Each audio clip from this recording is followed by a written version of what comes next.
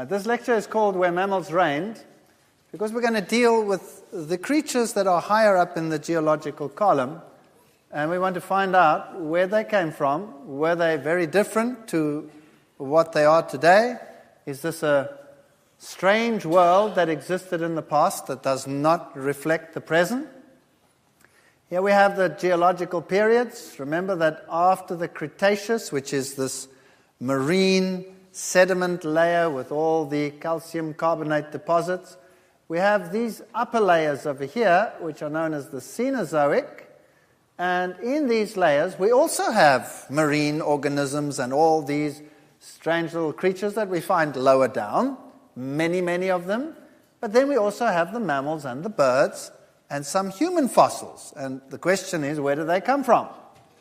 Well, this is an exhibit in the Museum of Natural History in London, and it's called Mammal Graveyard. The fossilized remains of an antelope, a gazelle, a horse, and a carnivore are preserved in this slab. The fossils are surrounded by floodplain deposits, suggesting that the animals were swept together by torrential floods. There is no weathering and little damage to the fossils, so they must have been buried quickly. That's interesting, because that is what it says on the board when you're looking at this fossil. So they're acknowledging that this can only have happened during a flood. But of course they put it into a floodplain. That's the only way they can deal with this. So they say, well, a river came down and washed them away. Well, these rivers stretched over huge areas, whole continents. Those were big rivers. The whole world was underwater. And how would you imagine animals as diverse as herbivores, carnivores, gazelles, all of these things washed together at the same time? If you look at those upper layers, we have bone fragments in stone in the tertiary like this, mammal bones, chipped, broken bones. And you have conglomerates like this. Here you have fossil bones in stones. Look at all of those. It's incredible. What happened over here? Or what about this? Fossil graveyards where you have thousands of mammals just buried in mass graves. This is not evolution. This is catastrophism. These animals were washed together during a catastrophe. Now, mammals and birds tend to float because they bloat. When they rot, they blow up and they float. So if you can cast your mind to a flood catastrophe where you have creatures floating around up there in the water, rotting away, some of them being buried early, in other words, the full creature, rapidly buried, others floating there maybe for a long period of time, rotting away, disarticulating, and then being buried, and you have these massive graveyards. Now, was this just a floodplain? How would you explain this? Here's another exhibit from the museum, buried alive. These sea urchins, together with some starfish and sea lilies, were buried very rapidly, retaining their spines. Was this an under-ocean flood? Does that make any sense? Why were the creatures under the oceans also buried rapidly? The only solution is that we had a catastrophe with tremendous mud flows flowing underwater, whether on land or under the ocean. This has got nothing to do with a floodplain because you could not explain that with a floodplain. So there must have been some universal catastrophe. This was the Bangladesh flood some years ago, and you can see the animals and even humans floating together here in this water.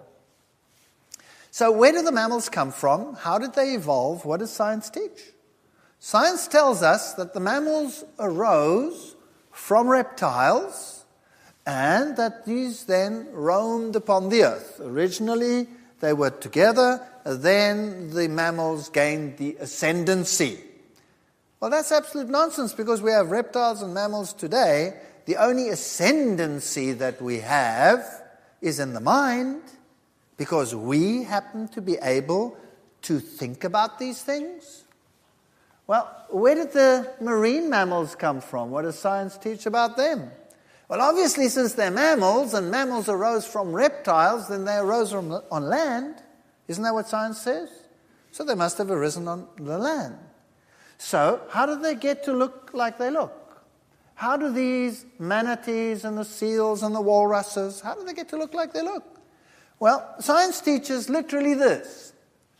Creatures evolved on the land, and they were walking around on the land, very much like they do today, and then they went into the ocean, secondarily back again. And there they eventually lost their legs, developed tails, changed their entire anatomy, and that's why they are like they are today. Well, if this is so, shouldn't there be something in between a land mammal that looks like a cow, a eutherian land mammal, something that looks like a cow to something that looks like a whale? Shouldn't there be something in between? Yes or no? There's nothing. And don't come with little bone chips here in the hips of the whales. Those are fully functional today, and if you took them away, that creature would have a major problem. Because there are muscle attachments to it which deal with the rectal area and deal with reproduction and all things like that. It's got nothing to do with the limb. So what happened to these creatures? How did they appear? Well, they appear in the fossil record. Well, that cannot be. Science cannot tolerate that. Surely there must be something that happened. How do these creatures come into existence?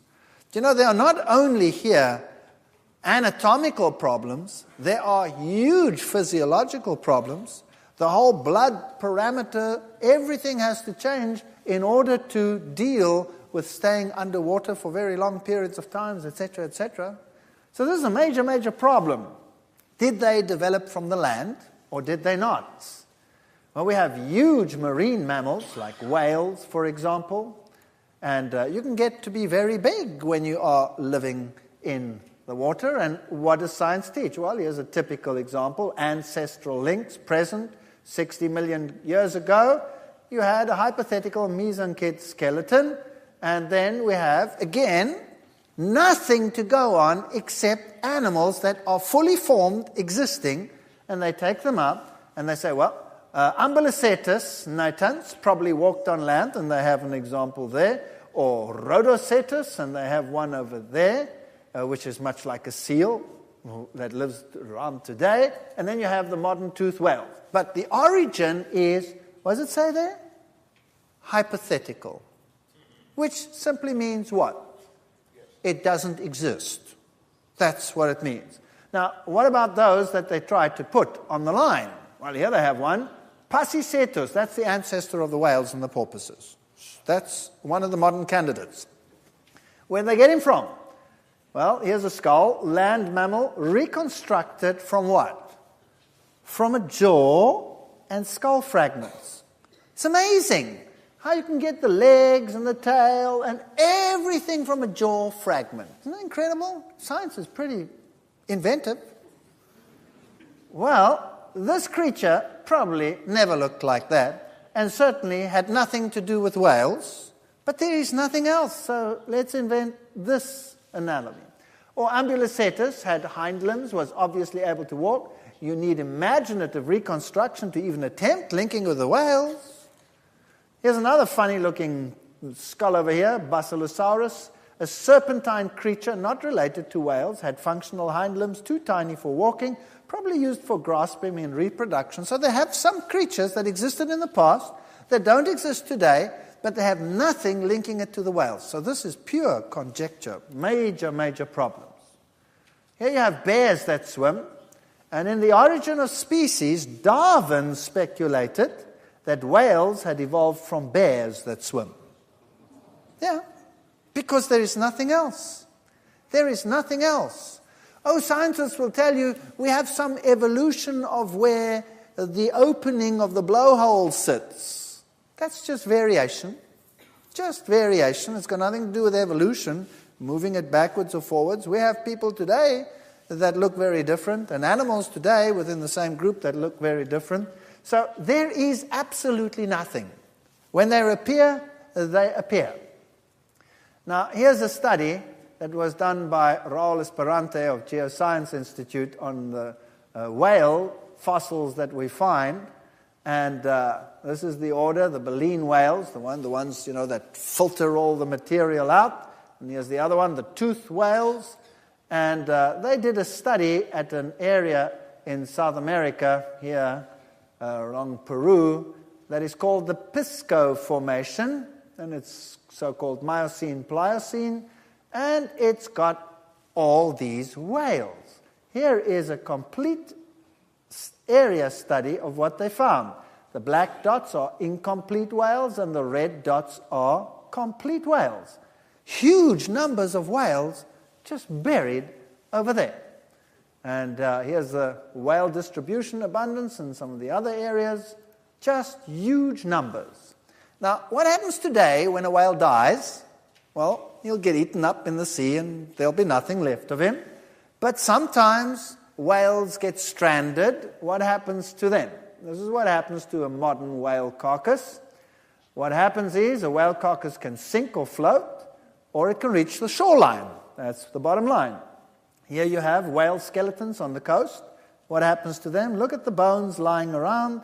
Very soon they are disarticulated, dispersed, and abraded. So you have pieces lying all over today. That's what happens today. That's what you see. Here you have a carcass lying on the sea. Whale carcasses on the seafloor of Santa Catalina Basin. Very soon they become disarticulated, the bones fall apart, and then there are pieces missing. And you have scavengers coming, sharks taking a bite, eating this, whatever. And very soon there's nothing left. That's what happens today. But that didn't happen with the fossils. There they are. Look at that. That's a fully whale. That's a fully formed whale. And here you have 8 whales in a radius of 50 meters, and that's quite something considering the size of a whale. Huge creature lying there, boom, fully formed. Very strange. And then if we look at some individual specimens, baleen preserved, shark teeth associated, but no shark tooth marks on the bones. So other animals were buried together with them, not only the whales. Completely articulated specimen, upside down, both flippers reserved. This creature was buried how? Instantly. What buries a whale in the ocean instantly? Does this make any sense? Certainly not today. Here's another one, upside down, completely articulated, shark teeth associated, but no shark tooth marks on the bones, one limb missing. Buried today. You wouldn't find anything like that today. Bones are well preserved, another specimen. No evidence of invertebrate activity on the bones or in the associated sediment. Well, that wouldn't happen today. If a whale died, the creatures would come and you'd have the scavengers eating all over the place. Nothing. These creatures are just gone, buried. This whale reached the seafloor with the head almost detached. So if you have a catastrophe and you imagine these things going, being flung around with such force that some of them are snapped and buried, that makes sense. Here's another one, partly disarticulated, head separated from the body, one limb partially preserved, shark teeth associated, no shark tooth marks on the bones. This was a major catastrophe. Here's one entirely disarticulated. So this was maybe floating a little bit longer, started disarticulating and then buried. No skull found, 2 mandibles, etc. You have the whole spectrum. Look at this.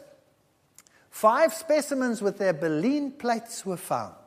Here are the baleen plates. That's what a modern one looks like. There they are in these fossils, completely intact. Now, what does it consist of? It's the same material as your fingernails or your hair. Since baleen is made of keratin, it does not last as long as bone when the animal dies and decays. The occurrence of baleen plates preserved indicates that rapid burial had to happen. Here are these marine creatures. Do you know that they find whales in the upright position, buried? Wow. If that was slow sedimentation, that was a patient whale waiting to be covered. That doesn't make any sense. And not only that, you find layers of fish remains are found at several horizons with diatoms and all kinds of of fish debris layers, diatom layers, all of this buried together. This was a catastrophe. No other explanation. Conclusions. The large numbers of individuals with mandibles, vertebrate, articulated indicates that most of the whales reached the seafloor and became buried before this articulation could happen, even before the predators could get at any animal that was floating. This also suggests rapid deposition of the sediments covering the carcass in order to preserve the bone association. It's the only possible solution. So the marine mammals appear suddenly in the fossil record, fully formed, and they're buried like nothing happens today. This is catastrophism. There's no other solution. So now let's think about this. Let's mull these thoughts over. Imagine you have this huge catastrophic flood in which many, many creatures are buried, those that float in the top layers, for example. And then after the flood, the waters cover the earth, and you have all these millions of creatures floating in the water with fish debris. Some areas you have huge forest beds floating in the water, and this has to then be covered up again. What would that do? Those that are buried early are buried intact. Those that start rotting and deteriorating, when they are buried in pieces, disarticulated, and you would find whole beds with rocks in them, with material in them, with fish debris in them, with bones in them. That's exactly what we find, as we saw it over there. Now, this is an interesting fossil. This is Persian ironwood. There's the present-day leaf. There's a fossil. This one occurs in the upper layers in, for example, Europe, where it doesn't grow today because it's too cold. So imagine if this water came up from the bottom of the great deep and it was bursting forth. At what temperature would it come out? Well, subthermal water or subterranean water today is hot water. So it's a thermal spring, if you like. So this water could have been generally warm, and the oceans could have had a relatively high temperature, very humid, very much like, your area. Nice, warm, hot environment after the flood. Here we have mammals. This is a bat. When a bat is found in the fossil record, it's complete. It's a bat. There's nothing leading up to a bat, nothing leading away from the bat. The bat is a bat, fully formed. The only difference is many of these were much larger than those living today. So imagine a very wet world re-establishing itself after the flood. This here is an area in Scotland, which is a very cold country, where you have this lush growth of plants because the Gulf Stream passes by here. So very warm, and so these plants are enormous. This is a typical tropical area. You can see great plant coverage, warm temperatures, rain, lots of rain, lush growth, lots of food around. And typically, the tertiary in the textbooks is displayed like this. Very green, very warm, and all these creatures that walked around, so different apparently from what lives today. Why? Because they were so huge. The giant elephants, mastodons, totally different to what we have today, lived some 65 million years ago, and today they don't exist anymore. Or this creature over here, the giant land-walking sloth, or the giant bison, or the giant saber-toothed tiger, or the giant beaver, or the giant this and the giant that. What have they got in common? They're all giants. That's it. Much bigger than today. These are beetles from the Amazon. This is a cold season, and that's a warm season. Massive change in shape and size. Now I want to take you to the Labrie tar pits. Who's been there before? Somebody has been there. Now, I stood there at the Labrie tar pits with my camera, staring down at the tar, waiting for something to happen. And people came to me, and they all came and looked. What is there? there was nothing. So they thought, well, maybe this guy's totally nuts. What was I waiting for? Well, I got it. Can you see it? That's a bubble. I was standing there waiting to photograph a bubble. Only a nut would do that.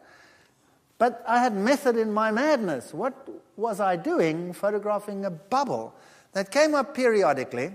And in those days, you didn't have digital cameras. You had to get the picture quick, otherwise it was gone. Like that one I missed. You only have a relic of it. But there I got it. There it was. And coming up today. Now, here is the tar at the bottom.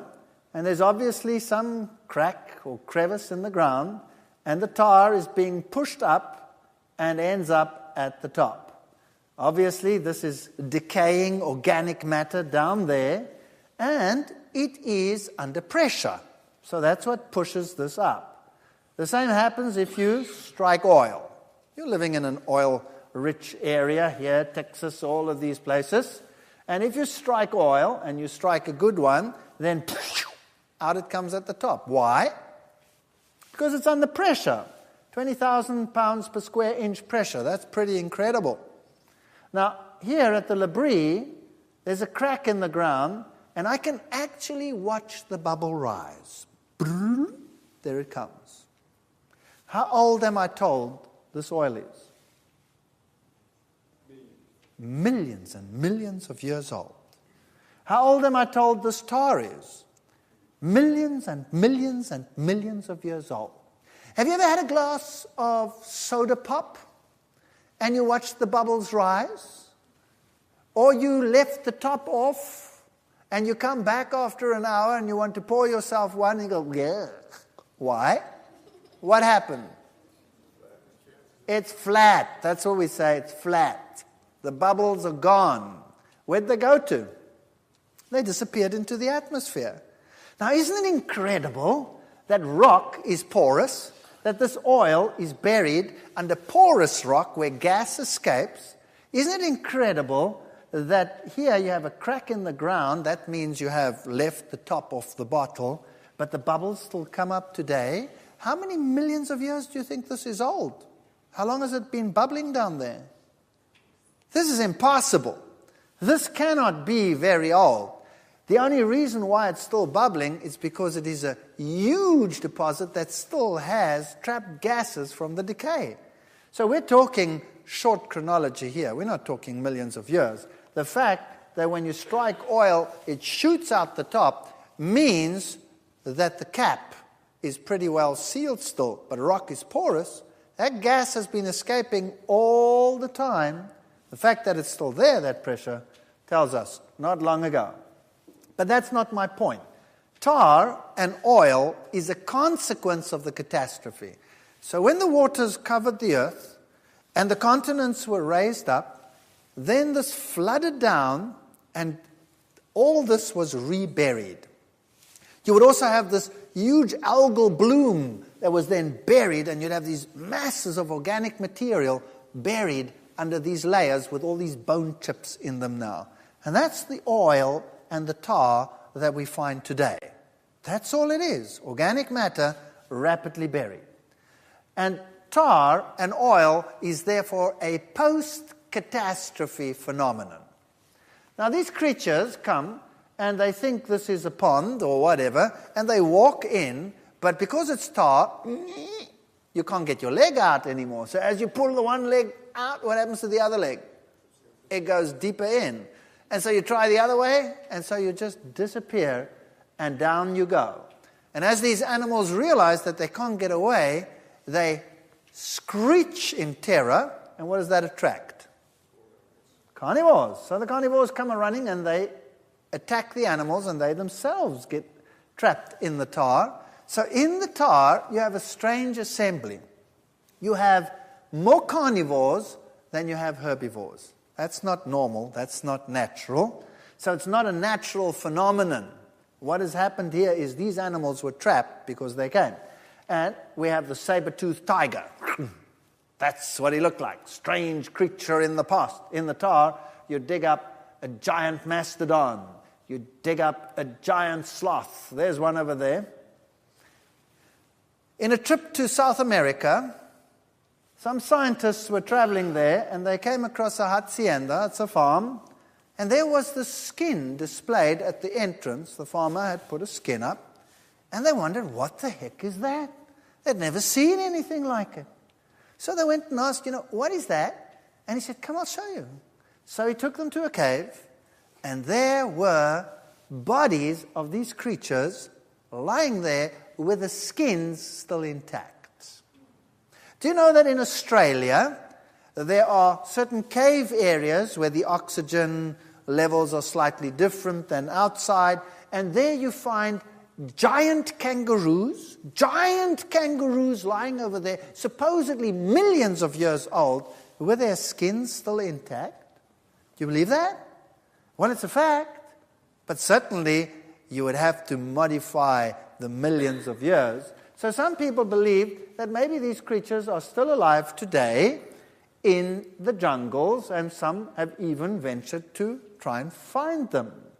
Of course, they would probably be smaller than what they were then. Giant bisons, much larger than the present bison, but then it's just a bison. That's all it is. So in Labrie, you dig down into the tar by boarding it up and taking the tar out, and then you find these creatures in there. And then you find a saber-toothed tiger. Do you only find a saber-tooth? No. You find a normal tooth and a smaller tooth. In fact, you find a whole range. This is an extreme of the range. This would be like taking the dogs and taking the St. Bernard and saying, that's what lived in the past. And today we have a Chihuahua. You see what I mean? It's exactly the same scientific phenomenon. So, actual fact, what they should do is they should put the Chihuahua plus the entire range in between up to the Great Dane down there and say, that's what we found. Isn't that right?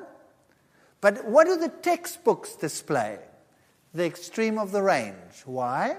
Because that's exciting. That's different. That's something we don't have today. Today we have tigers with teeth that look like this. In the past, there was a greater variety. Why? Well, imagine animals taking over on a new world. And you have this vast country in front of you, a whole new world to be occupied. Lots of space, very little competition. When you have little competition, then you have great variety. And then when the pressure starts taking place and the animals start competing more with each other for space and food, well, then these things happen. Do you know that if we take an animal from the mainland, let's say sheep or goats or horses or whatever you like, and you take them to an island and you leave them there, guess what happens? Within just a very few generations, the size of those animals goes zzz. In fact, the size can go down to 1/3 of their original size. Why? Remember I showed you the horses on Iceland? The difference between them and the horses on the mainland that they came from is that they shrunk in size, at least by 1/3, in a very short time. Why? Because they are competing for resources on an island. And when you compete for resources on an island, eventually you run out of space. That's what happens. And so one of the adaptations to this is not to grow so much. Why? Well, firstly, because you're getting less food. Because you're competing with everyone else, so they stay smaller. A smaller animal eats less than a big animal. Has a higher metabolism, yes, but eats less than a big animal. So if you reduce the size, naturally you can have more animals on the same place. So very quickly, just the environment changes the size. Has that got anything to do with evolution? No. Japanese before the war. What did they look like? How did the cartoons depict the Japanese before the war? They used to have the Americans standing over there, yay high, something like Malenko over there, big guy. And then they'd have the Japanese standing on a huge box just to get to the same level. Isn't that right? Because they were tiny. Why? Because their diet was totally different to what it is today. Today, their diet is far more varied. They have far more varieties of protein sources in their diets. And what do the Japanese look like today? Totally different. Some Japanese are have you watched Japanese basketball players? Have you seen them? Some of them are pretty big, right? And you say, wow, what happened to them? Did they suddenly evolve into supergiants? No. Their lifestyle has changed. So size, lifestyle, these things go together. Just because something is big doesn't make it different. So what was a mastodon? It was a big elephant. What was a giant bison? It was a big bison. What was a giant wolf? What was a giant wolf? Big deal. There was no evolution there. And here you have a giant wolf. It's called dire wolf. Different animals? No. Exactly the same as a modern wolf. The only difference was bigger. So we have to make it something marvelous and different? No. So the environment was obviously warmer, better adapted for rapid growth and all of these features, and that's what they looked like. And then something happened. An ice age came along. And the world today is very different to what it was then. And where did all this ice come from? And how long has it been around? And what does science teach on the issue? Well, it teaches that there were a number of ice ages, 3 ice ages at least, and they conjecture this from looking at scrapes in the rocks. Do you remember a video I showed you yesterday of these huge boulders being rolled in a flood? Do you remember that? What did you see in the rocks at the bottom? Huge scrapes. So water can do that too. So the only evidence of ice is what is now in the South Pole and in the North Pole. That's it. So the question is, where did all this ice come from? And they will tell you that there is evidence for ice having been around for many, many years. 100,000 years at least. Where do they get the evidence from? Well, they drill down through the ice cores, right? And they come up with this. Here's an ice core that they've drilled in Greenland. And they say, well, okay, look at this ice. You can see that there are different colors. There's a color, there's another ring, another ring, another ring, another ring, another ring, another ring, another ring, another ring, and another ring, and another one. And you count them all up, and you make a deduction. You say each ring represents 1 year. And if I count 100,000 years, then this ice has been around there for 100,000 seasons. Logical, right or wrong? Perfectly logical. And we're supposed to believe that this is what happened. And we know how it is being compacted today. Well, during the war, some aeroplanes used to fly across that area, and that's about 50 years ago. Some old aircraft. And some of them happened to crash in Greenland. And there they were in this vast ice desert, and nobody ever bothered.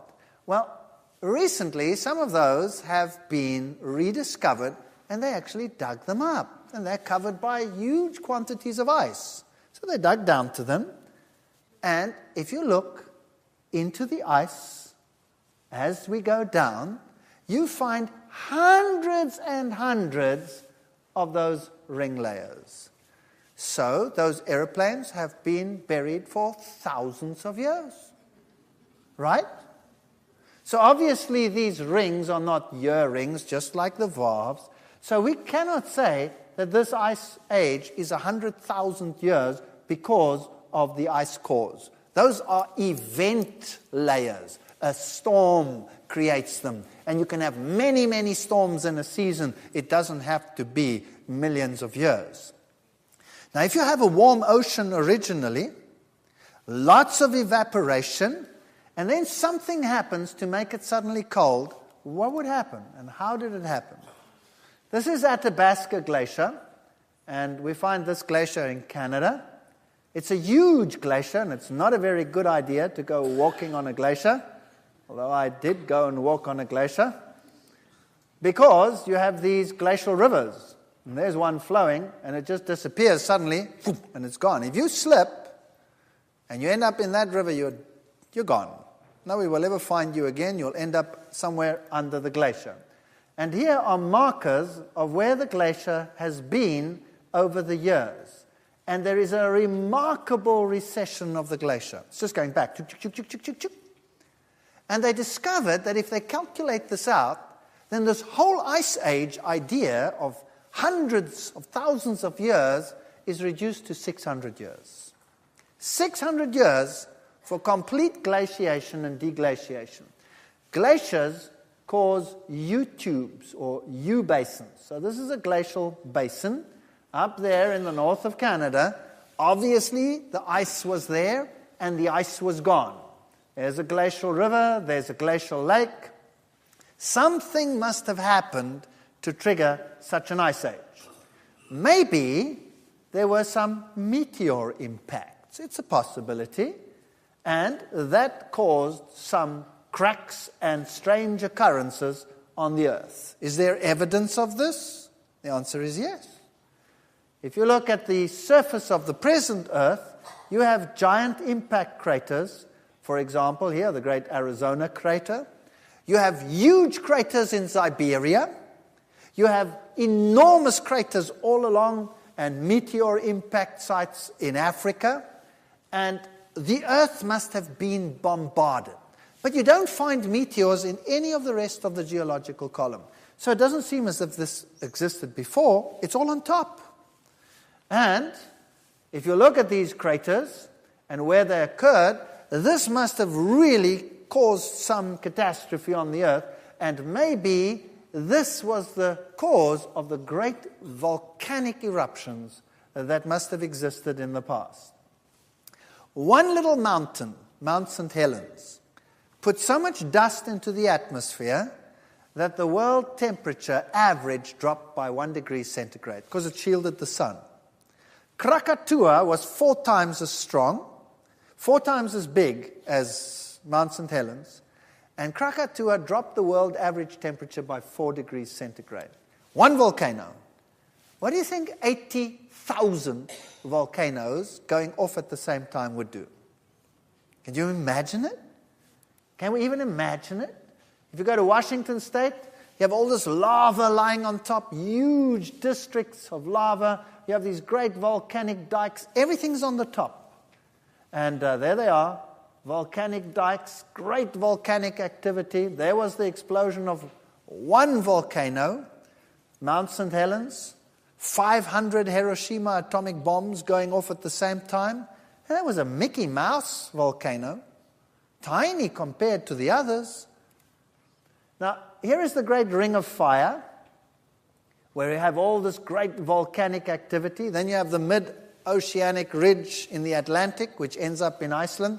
Huge quantities of dust being blown into the air. What would that do in terms of the temperature? Well, it would totally shield the sun for a while, and you would get a massive drop in temperature.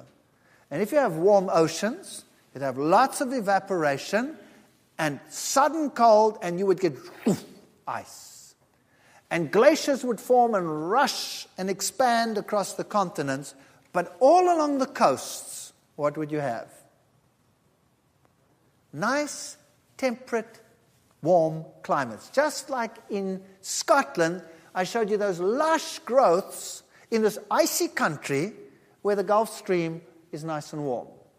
So if you had elephants living in Russia, for example, where would the populations be able to survive? They would be able to survive in the north, up against the ocean, which is warm, and they would survive in the south, where it is warm. So there must have been 2 elephant populations separated by huge glaciers which covered the land. And we have evidence of these animals living in this cold environment Here's Burning Mountain Nature Reserve. This is in Australia. Very interesting place. It's been burning there for several thousands of years. Burning Mountain is caused by a slow burning of thick underground coal seams. Very interesting stuff. And it's a reasonable estimate of the fire's duration would be about 5,000 years. Very interesting. If you go walking over there, you see this evidence of all this heat and volcanism and crashing down of area where the material has burnt underneath, and all this burnt material coming out from the bottom, and the sulfur appearing at the top would have been the source of the travelers' speculation, explorers. All of these peoples were there. Mysteries and legends are there about Burning Mountain and what the pioneers have said. And there you have this great evidence of something burning underground. And of course, the kangaroos love it. This is kangaroo dropping. They think this is a heater in the middle of the night. You have great cavities in the ground there. The stench sometimes is unbelievable. That's why you close your nose. And the mammoths reigned in that time period. So here were these creatures in this area when there was this great volcanism, great ice started to form, and the populations were cut in two. It's just a theory. And then they developed this long hair. Here's another interesting story, the story of Dry Falls. These cliffs are skeletal remains of what was once the world's largest waterfall. They bear stark witness of the tremendous power of catastrophic floods that swept over eastern Washington at the end of the last ice age. The falls began 20 miles to the south, but receded upstream through powerful erosive action. The retreat of the falls gave birth to the canyon below, etc., etc. Science today admits that this was a catastrophe. You know, a few years ago, they didn't admit this. It took millions of years for these things to form. So suddenly, modern science is beginning to realize that things in the Ice Age also could have happened rapidly, needn't have taken millions of years. So these great falls over here didn't take millions of years to carve this. Now, what about these creatures? There they are today to be found trapped in ice. Mammoths trapped in ice. What happened? Now, you see, when the ice is present in the Ice Age, and the oceans are warm, then there's food in the north and there's food in the south. In England, we find reindeer, hippopotami, crocodiles buried in the same region. Now that's very weird. That's what we call a disharmonious fossil assemblage. Creatures that don't belong together, buried together. But if you imagine this cold period, pulling the animals further south, so the cold-adapted ones like the reindeer, and along the ocean, still warm, then you could get this all together. That seems to make sense. Now, when you dig these creatures out of the ice, they are today still very much intact. And you can dig them out, and some of the meat is still edible, like this creature over there. Totally edible. So when did they live? If the meat is still edible, how old are they? Millions of years? How long can you keep your meat in a freezer? They say a year, then you should throw it out. Well, dogs can eat this stuff still. So how long have the mammals been around? How long have these mastodons been around? We will talk about that in the next session.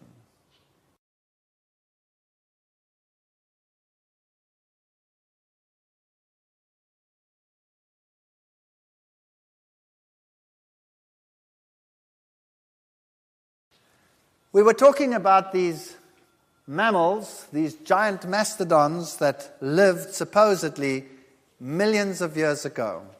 And there they are, trapped in the ice in the north in Siberia. Now imagine this scenario. When ice melts, it absorbs a huge amount of energy in order to melt. That's simple physics. It is far easier to warm up water than to change it from one state to another. It absorbs huge quantities of energy. So we see that the ice receded very rapidly. We see this in the glaciers. And as this ice melts, it absorbs huge quantities of energy. And ice that melts is fresh water. So this huge meltdown would have rushed down the coasts into the oceans, and being fresh water, where would it end up? It would float on top of the ocean, because seawater is more dense than fresh water. So originally it wouldn't all mix. A lot of the fresh water would be on top. And at night it gets freezing cold.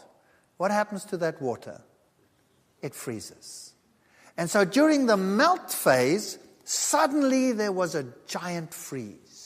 And everything froze up. And the oceans that were the source of life up there in the north, and that gave this lush vegetation all along the coastlines, suddenly froze up. And the world became an ice world in the north, because that's where it would then be colder. And the animals walked, and they were buried, and they ended up in the ice. And science tells us that these creatures lived there some 60 to 40 million years ago. But then they had a problem, because with the evolution of man, they put the evolution of man at about 3 million years, 3.5 million years, with modern man being around some 1.5 million years. And unfortunately, they found spear heads in the mastodons. Oops. Big problem. What do? Well, you could either take man back to 65 million years, 40 million years ago, or you would have to do what? You'd have to bring the mastodon forward 65, 40 million years ago. Which one of those two you think they opted for? Obviously bringing the mastodon forward. Why? Because obviously we're the greatest thing on the planet, right? We must be the latest. So we were there last, so everything else must shift up if the theory doesn't fit anymore. Can you see how they can take 60 million years and throw them in the waste paper basket, just like that? If the proof shows that they must. Well, they had no choice, especially when they found cave drawings in France where there's a mastodon. So man obviously was there when the mastodon was there. So these creatures all frozen in ice. There are many interesting theories about how these creatures up there were frozen in ice. Not only mastodons, by the way, all kinds of animals buried in ice all of a sudden. Warm-adapted animals even, boom, buried in ice.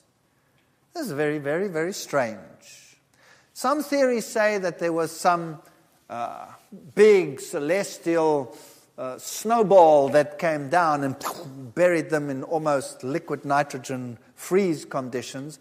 But if we stay here on Earth, then, we can have a pretty logical theory as well as to how it came about that these creatures were buried in ice.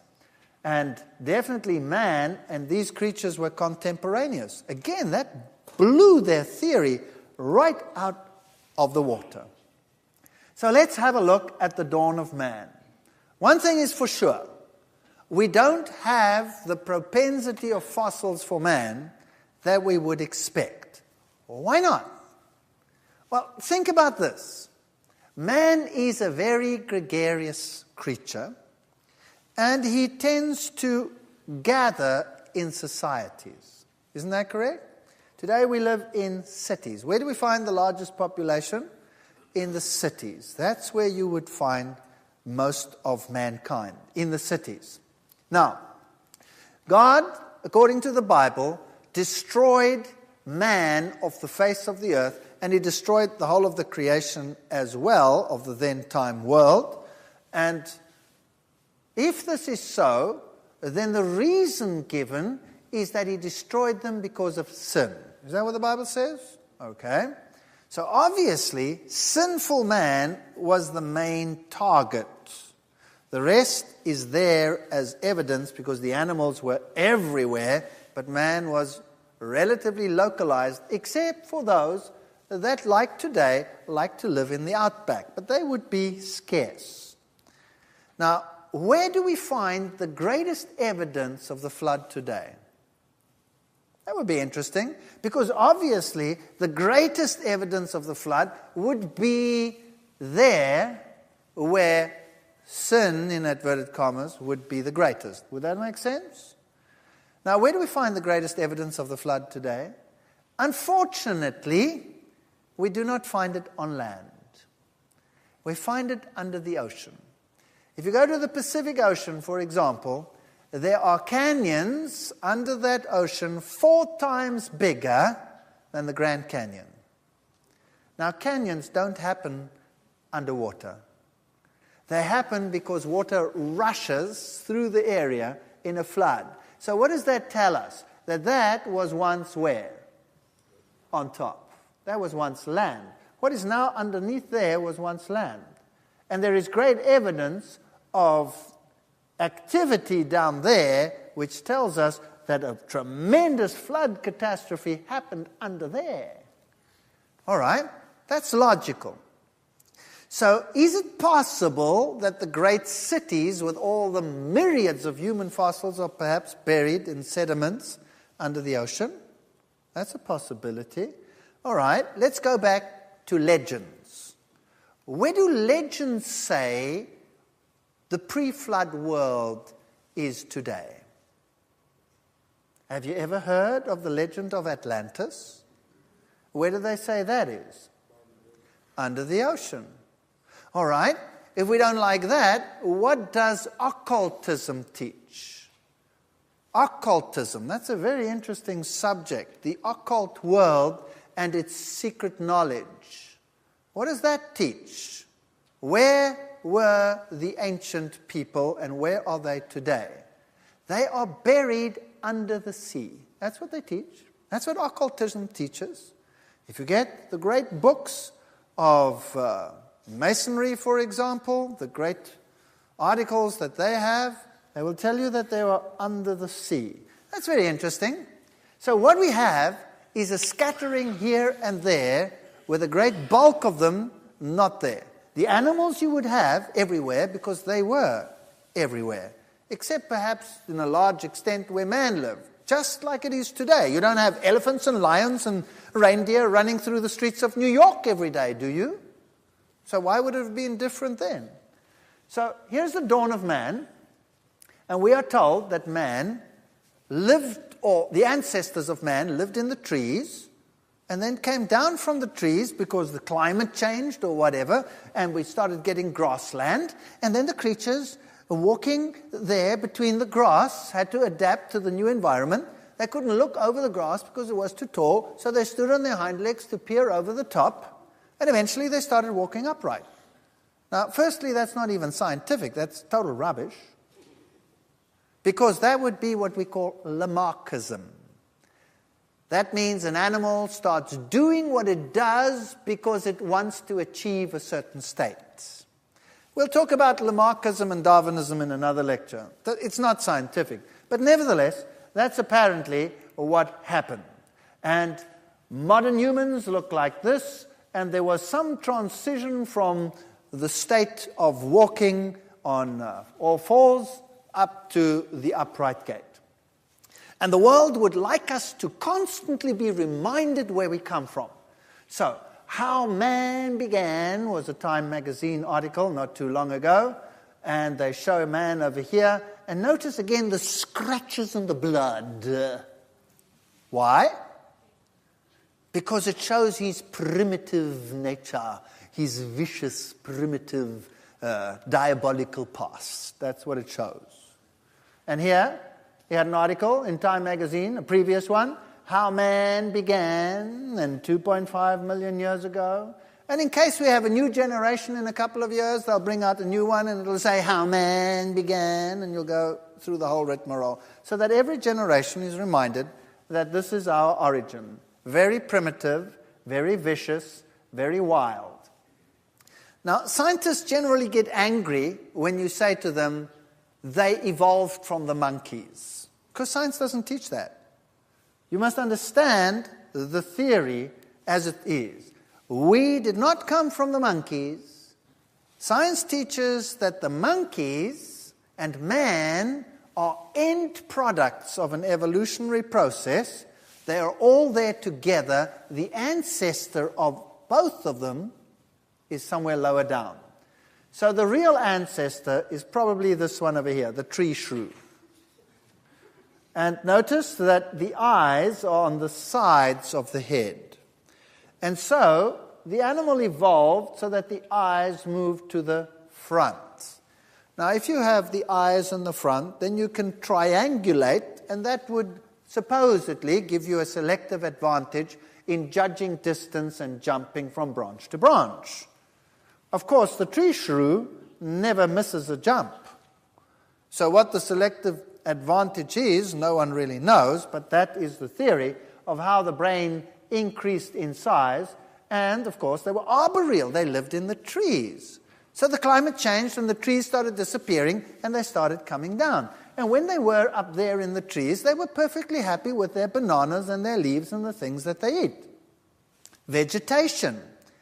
But when they were on the plains, their original plant life was not so readily available. So one day they picked up a club and clobbered an animal to death and started to eat that. That's the theory, if you want to believe that. And man and the apes are end products of an evolutionary process. This comes from textbooks, which shows you that here there is no evidence.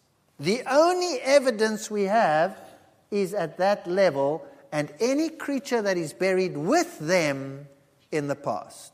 So all the fossils that we have, and this is very important that you realize this, all the fossils that exist occur together with man at the same time. Are you with me? Nowhere do you find layers of the one and then the other and the other and the other. That's based on inference, however reasonable, not the evidence of the fossil. So it's just like giving you all the bones of the dogs and saying arrange them. So we find all these bones, including man, in the same layers, and we say, okay, scientists, put them out like they evolved. But they were all there at the same time. So the Australopithecines and the so-called hominid fossils and modern man all existed at the same time. So we have what we call a morphological sequence, not a paleontological sequence. It's not how it happened in the rocks. It's how we think it happened from all the bones that we have. Are you with me? Very important difference. So now, if you look at these monkeys and you look at this man, they all live at the same time, but somehow they hope that the one retained features of something more primitive than the other. Here again, everything happened down there. Everything exists at the same time. Our living relatives. Those are our relatives, but our ancestors, we don't know what they were like. We have no idea. Primate ancestors. And then we have shorter snout and larger snout. Just like I said, if you have a pug, you put him on this side. If you have a snot, you put him on that side. That's what you do. So, if you looked at this one, what would you say? Compared to us, primitive or advanced? Primitive. Why? Well, we've got flat faces. Have you ever looked in the mirror? We've only got this little standing out here, if you look in the mirror, and we're flat. So this one has got a nice long snoot, so it must be not so advanced. This one sort of in between, and that one, well, he's a scientist already. He's getting there. You see, he's nice and so this must be more or less closer to us. And, well, now we're getting there. So this is related to us and probably closer. And science will tell you that if we compare our genes with a chimpanzee, well, we have 98% of genes in common with a chimpanzee, so we must be very much related, correct? Is that what they tell you? Absolutely. 2% difference. These are structural genes. You know how huge 2% difference is? It's enormous difference. Because the way in which we developed is not necessarily depicted by the genes, but by the expression of the genes. how they are expressed, and that's determined by controlling genes and not by structural genes at all. So you can get this very similar genes giving totally different structures. And by the way, we have just about as many genes in common with a mouse. And do you know that we have 76% of genes in common with a banana? So did we evolve from the banana? Did we? You see, don't be impressed by figures like 98%. It means absolutely nothing. It's actually scientific skullduggery. It is dishonest to say that in the least. But when it comes to these things and you go to the museum, you see the ape-like ancestors, so-called, sitting there around the campfire with their sticks that they started picking up to club this animal to death so that they had something to eat. Is that right? That's what we are shown. But remember that all of these existed at the same time as modern man.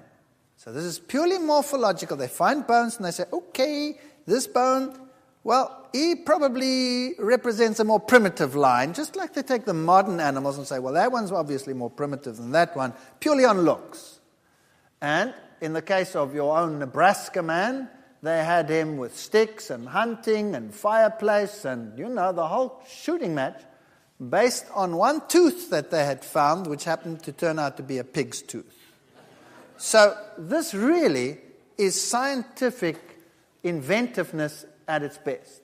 We've had many hoaxes in the past trying to bridge the gap, like Piltdown Man, for example, shown in 1953 to be a forgery composed of an orangutan mandible and parts of a modern human cranium.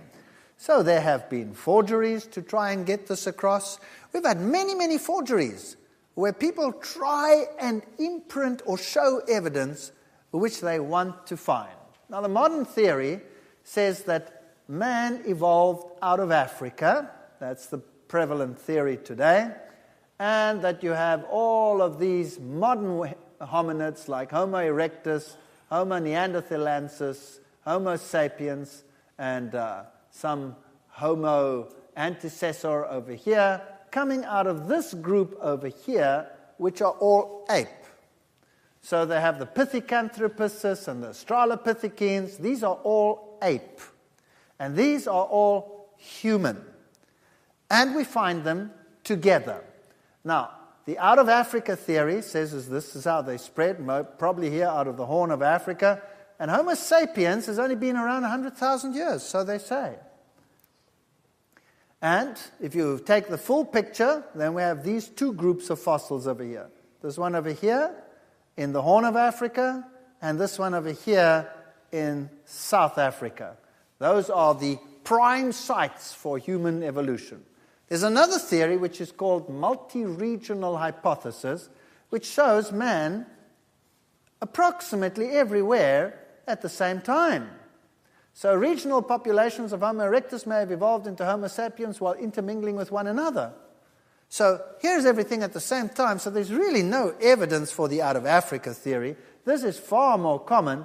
And this is their own one. Isn't it interesting that all the lines meet over there? That's roughly where the ark would have landed if there was such a thing. But let's have a look at this one. Here you have the fossils in the south, and they're talking about 200,000 years ago, but the actual evolution, 3.5 million years, etc. And then you had Neanderthal man over there, and old Java man, and all of these over here. And let's see what they've come up with. Well, Leakey was the first one to actually start with this road of discovery, and he puts the line somewhat like this. He says, Australopithecus. Now, Australopithecus was an ape, but he said, well, maybe this ape had sort of features that were leading towards man. But remember, man was already there. Don't forget that. Man was already there. And he says, then you go through the line and eventually you come to Neanderthalensis and Cro-Magnon over there. and he says they walked upright, these Australopithecines, because we find footprints in stone. Did you know that these footprints have been studied in great detail, and they are identical with human footprints made in mud by people walking barefoot? In fact, if you look at an Australopithecine foot, which I have down there, you'll see that the toe is offset. Did you know that they actually cheated to make some of these footprints, to change them, to show that the toe is offset when it wasn't? So there is no evidence that these creatures walked upright except footprints which are like human and not like ape footprints at all. So if they find a fossil, it is either like all of these, 100% ape, or it is a variety of 100% human. There's nothing in between. A typical Australopithecus skull. Now you have three varieties of Australopithecus. Australopithecus afarensis, Australopithecus robustus, Australopithecus africanus, which says basically an ape from Africa, an ape from afar, and a robust one. Now the robust one has a ridge on top of his head, and the others don't. That puts him into a different category. Did you know that the male gorilla has a ridge and the female doesn't? Are they two species, the male and the female? Obviously not. So they were all just apes. And if we look at the way in which the skull is put together, has there ever been anything so completely found that they could put it together? No, it's always pieced together, like this one over here.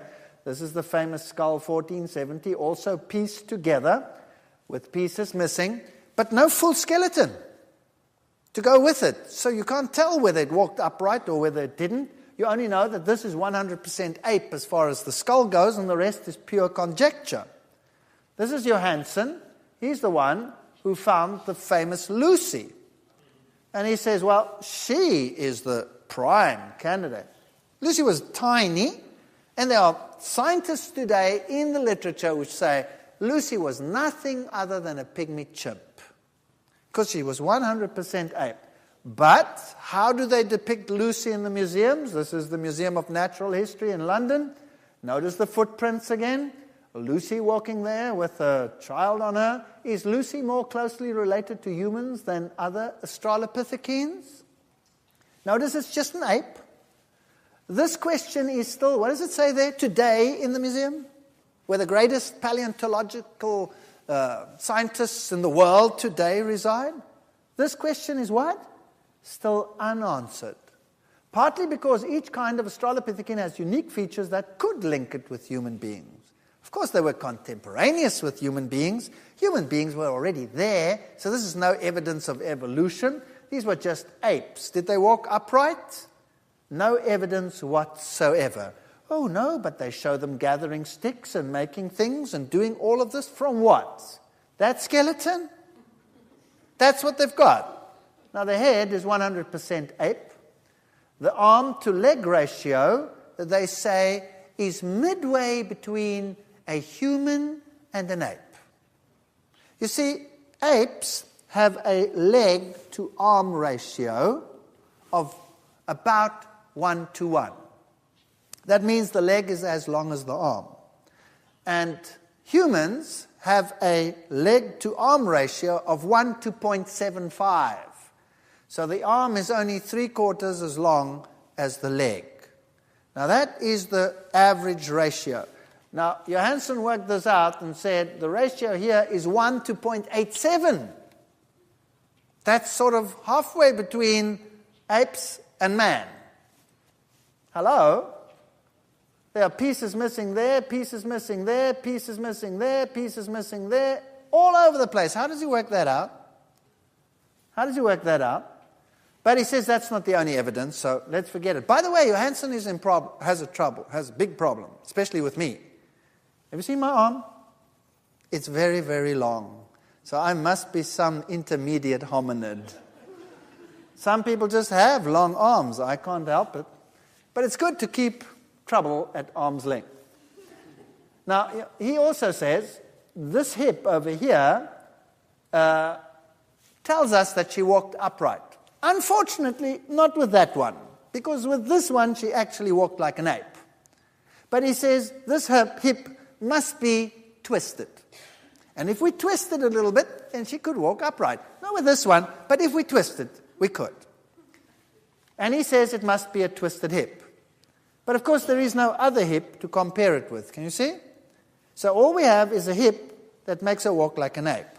Now, why does he say it's twisted? Well, because of the knee. The knee, you see, is more like a human knee. That's the only piece of the fossil that is like a human. But do they tell you in the textbooks that they never found the knee with Lucy? That they found it in totally different deposits? That it doesn't even belong to this fossil? No. They just added it for convenience. Now remember, man and apes were contemporaneous, yes or no? So what's the big deal with finding a human knee? Because in this area, we find humans and Australopithecines together. In Olduvai Gorge, you find evidence of human activity as well as these creatures. So what happened over here? Let's go to Sterkfontein to see if we can find some solutions. Sterkfontein is the group of caves in South Africa, in the Witwatersrand, and there these caves are. And there you find some interesting fossils. This is Robert Broom. He was actually one of the first biologists of the university where I did my undergraduate studies, Stellenbosch University. Very famous man. There he is with Jan Smuts. Great interest these gentlemen had in the origin of humans. And he found the famous Mispless fossil. All right, here are these caves. You go down into them. You have these beautiful stalactites and stalagmites. And there you have these fossil bone chips. This was our trained guide, and he is supposed to explain all these things as to what happened here in the past and all these things and how this evolution took place. And I took this man aside and I said to him, "Excuse me," I actually took him on tape, but it's Afrikaans, so it won't help if you won't understand him. I said, "Do you believe that you come from all of these?" He says, "No, not me." Great. And here, my friend is pointing out some of these bone chips. And if you want to know what my wife looks like, that's her. I see her once a year on this picture. And here you have some bone chips over here. You would imagine that maybe, these are buried in these layers down here, showing great time in the past. No, not so at all. You have this huge slide coming down, and let's see what they say. South African cave deposits contain bones of animals collected by many different agents. Some bones are, what does it say? Washed in from the surface.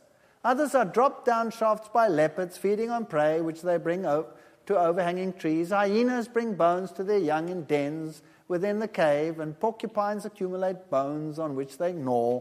Owls, etc., etc., etc. So all these fossils were brought in. They're not in layers over there, and most of them are washed in. And there you have all these interesting fossils that they find in these caves. Let me take you to the museum there. Here's this famous skull of the Taung child found in South Africa in 1924, but it's an Australopithecine. And every now and then they find another piece of Australopithecus, and Time magazine rages and National Geographic goes berserk. Ho-hum, it's just another Australopithecine, it's an ape. So they find a little piece of toe, big excitement. Here it is, 2.6 million years old. Mrs. Pless. There she is. She's almost like a philosopher, right? And here they found Littlefoot, July 1997. There it is. And Littlefoot, what was it? It was an ape foot with a toe offset. It wasn't human at all. This is nothing to get excited about. This is an ape. There it is, Dr. Ron Clark and the Littlefoot femur. But it was just an ape. Notice how they reconstruct the fossil over here when all they found are these pieces. That's it. The rest is purely put together. And here you have Paranthropus, a flat-faced ape man with a very low forehead. This is what they look like. From these bone chips. Or hips. Many ape men found at Sterkfontein, and they have all these hips. Now, they will put the hips down, and they will show you how the human hip evolved. From a narrow hip to a wide hip. They'll put them down in sequence and say, look, here is evidence for evolution. Rubbish. Women today that bear children, do they measure the hip? Do they take pictures or measure the hip width? Yes or no? Of course they measure it. Some women have narrow hips, some have wide hips. Some have such narrow hips that they cannot give birth naturally and they have to have a cesarean section. We have a huge variety of hip widths today, but if I took all the women's hips and lined them up, I'd have from narrow to wide. It's got nothing to do with evolution, that's variety. Just because it comes out of fossils doesn't make it anything else. Here's Neanderthal man. This is how they depict Neanderthal man. And these are the rocks. Here is a Neanderthal grave site. Remains of Neanderthal child found buried at Teshikshas in Uzbekistan. The body was placed in a shallow pit. Pairs of goat's horn had been placed around it. A fire had been lit beside the grave. I've spoken to scientists in the East Bloc countries who tell me categorically that they think that this Neanderthal line is still around today. No big deal. In many of the human races we find it. This is human, nothing other than human. There's a Neanderthal skull from a grave. They buried them with flowers. These were humans. But we are told they looked like morons. Here they are, and these strange features. Now, this particular type fossil actually was of an old man with bone diseases. And besides that, you know, in the past, perhaps people got older than today. Perhaps they did. Perhaps they lived a different lifestyle. What happens when we get old? Do we retain our youthful features or do they change? You see, the bone grows and we get greater brow ridges. So older people, old skulls, look totally different to young skulls. So these variations could just be simple variations in age and have nothing to do with evolution. And from a few fragments, you're going to reconstruct something like this from an old man who had rickets. Here they put a Neanderthal in a suit in a German museum. And there you have an Aborigine. Now, this is one of the saddest stories in the history of mankind. Did you know that in the 1940s, and I'm going to date myself, I was born in that time, you could get a license from the British High Commissioner in Australia in the 1940s still to hunt Aborigines? Did you know that? On what grounds? On what grounds? On the grounds that they were evolutionary inferior organisms. Darwinism condemned them to death. Today, they will look like that when they have their rituals. Some of them are still living like that. Others look like that during their rituals, and during the week they will put on their suit and go and give classes at the universities where they are professors. That's very rapid evolution, wouldn't you say? Today we would be ashamed of what we did. If we would realize that the differences we have is variety. What would happen today if someone saw a lady walking with a chihuahua on his chain and walked up to the chihuahua and went squash? That's an evolutionary, ancient, inferior organism. What would happen? A hue and cry like you cannot believe. Because this is a highly advanced little pet creature. That's what they would say. Or what if you did the same to a St. Bernard and said that's an evolutionary outcast because it's different to the others, when each of them just reflects a variety within the gene pool. It's got nothing to do with evolution at all. So perhaps the races that we have do the same thing. I'll give a whole lecture on that coming up. Don't wait. But don't think that evolution hasn't taken its toll. We find some very interesting fossils of humans. These are Grauballer and Talent Man. We find them in tar pits. And some of these fossils are huge. Some are 2.5 meters tall. Wow. Were things very different in the past to what they are today? We find some of these buried with gold trinkets. So obviously some of them were even sacrifices to sun deities or whatever. And if we take a look at American fossils of Indians, for example, from graves, then even magazines that want to propagate evolution say it challenges our traditional model of hunter-gatherer societies that they have such intricately woven clothing which shows some form of technology. What about the Iceman's secret? Well, he popped up and there he was, and science went crazy. New evidence, new this, and then suddenly, nothing. Why? Because he was so incredibly ordinary and even had marks of operations. So suddenly he disappeared. We have fossils of mummies, for example, and not a shred of evidence that anything really dramatic has changed. When we come to the human evolution, the different races, we'll talk about that in a future lecture. Evolution comes to life. This is Scientific American telling us how it happens. Let's say they find a bone fragment. Then they build up this fossil from a bone fragment. And they call it forensic science. And they use the most modern techniques. And then they'll put the flesh on it, and then they'll put the skin on it, and then they'll put the hair on it, and the looks on it, and you can see he looks like an idiot, right? Why? Because he's supposed to look like that. He's supposed to be some ancient creature predating modern man. Now, forensic science is a perfect science and an exact science. But you have the whole skull, and you reconstruct on the whole skull. You don't have a tooth, and then reconstruct the skull on the tooth and say, okay, this is what this beautiful woman looked like. Yes or no? Does it make any sense? No. Yeah, they have a bone chip, and they reconstruct it to look like that. Did they know he had long hair from a bone chip? Of course not. But this is the primitive notion. This is what we are led to believe. On what evidence? None. Absolutely none. And these are the pictures which we are shown. So this would be Adam and Eve. This is what they would look like.